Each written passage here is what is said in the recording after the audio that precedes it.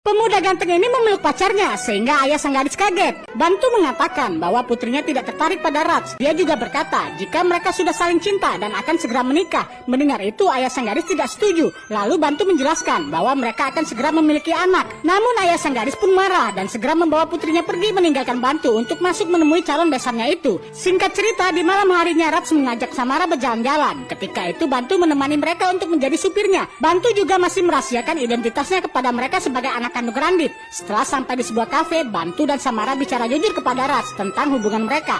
Raj sama sekali tidak marah, apalagi Bantu dan Samara terlihat pasangan serasi di mata Raj. Bantu juga memprovokasi Raj agar mengeluarkan emosinya. Menurut Bantu, Raj hidup tanpa identitas. Bantu kasihan dengan Raj. Apapun dalam hidupnya diputuskan oleh keluarga, dan dia dikenal oleh karena nama besar keluarganya. Kamu harus tunjukkan siapa diri kamu, ujar Bantu. Kemudian Raj pun termotivasi mendengarnya. Dia pulang ke rumah dengan marah-marah. Raj memarahi kakek dan orang tuanya yang selalu memutuskan pilihan tanpa bertanya. Salah satunya tentang Samara. Raj akan dinikahkan dengan Samara yang ternyata mencintai Bantu. Lalu Raj berkata bahwa mulai sekarang dia akan membuat keputusannya sendiri. Orang tua Raj sangat kaget mengetahui Samara menjalin hubungan cinta dengan Bantu. Pak Miki juga memarahi Bantu karena telah menyebabkan pernikahan Raj dengan Samara batal. Dia meminta Pak Miki untuk tidak banyak omong, karena jika Bantu mengungkapkan identitasnya, maka Raj akan lebih menderita lagi dan diusir dari rumah ini. Keesokan harinya, ketika Bantu sedang membaca garis tangan istri Kailas, tiba-tiba saja Yasu alias ibunya ingin dibaca juga garis tangannya. Namun Bantu berkata bahwa dia tidak perlu melihat garis tangannya, karena semua tertulis jelas di wajah Yasu. Lalu dia pun tanpa rasa takut menyebutkan